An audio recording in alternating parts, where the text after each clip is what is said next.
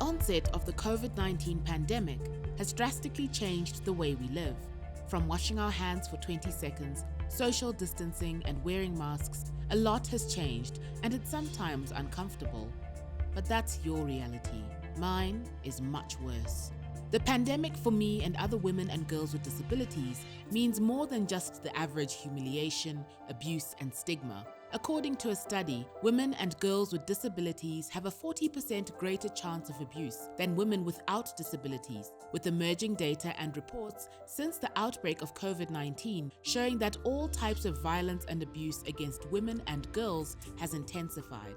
You can imagine what this means for me and other women or girls with disabilities. Because female persons with disabilities have not been fully consulted in the planning process by policymakers, we have faced challenges in accessing regular healthcare and sanitary facilities during the pandemic.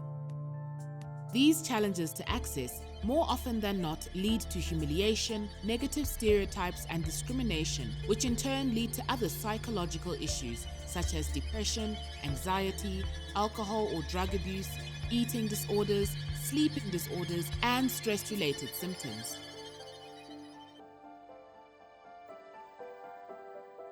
It's not a pretty picture, especially when it has come to care in the home. The pandemic has exacerbated the undesirable situation of women and girls with disabilities, with abuse occurring anywhere, but more often when we have limited access to help or witnesses.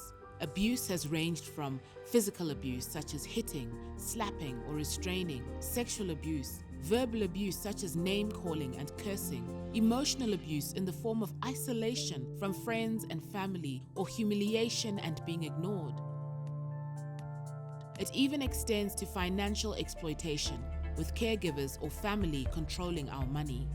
What's worse, or even scary, is the thought of reporting abuse simply because communicating our abuse can be hard, or service providers often have limited knowledge about disability needs and abuse. Let's not forget the possibility of losing a roof over our head or support from caregivers and family, because abusers not only have a physical advantage over us, but they are often the person we rely on for care and assistance.